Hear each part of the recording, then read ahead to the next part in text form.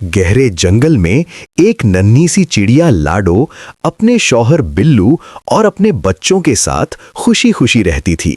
अचानक एक दिन तेज बारिश शुरू हो गई और फिर ये बारिश रुकने का नाम ही नहीं ले रही थी। 4 दिन तक मुसलसल बारिश होती रही। घोंसला कमजोर हो गया और सबसे बड़ी मुश्किल खाने की कमी। बिल्लू जान हथेली पर रखकर अनाज ढूंढने निकल पड़ा। लाडो बच्चों को संभालती रही, लेकिन हालात हर गुजरते दिन के साथ खराब होते गए। बारिश इतनी तेज थी कि लाडो का घोंसला टूट गया।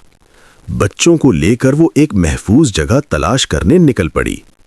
रास्ते में कुछ परिंदों ने मदद करने से इनकार कर दिया, कुछ ने तो बुरा सलूक भी किया, लेकिन फिर एक नेक दिल चिड़िया रानो और उसकी मां ने उनकी मदद की। यहीं से कहानी हमें सिखाती है, मुश्किल वक्त में असल चेहरे सामने आते हैं। उसी दौरान एक शिकारी चील इन सबको अपना शिकार बनाना चाहता था।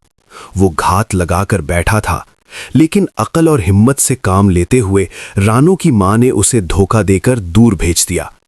इधर बिल्लू जहरीले बेर खाकर बेहोश हो गया और लाडो भूख से निढाल हो गई, लेकिन नेक लोगों ने मिलकर उनकी मदद की।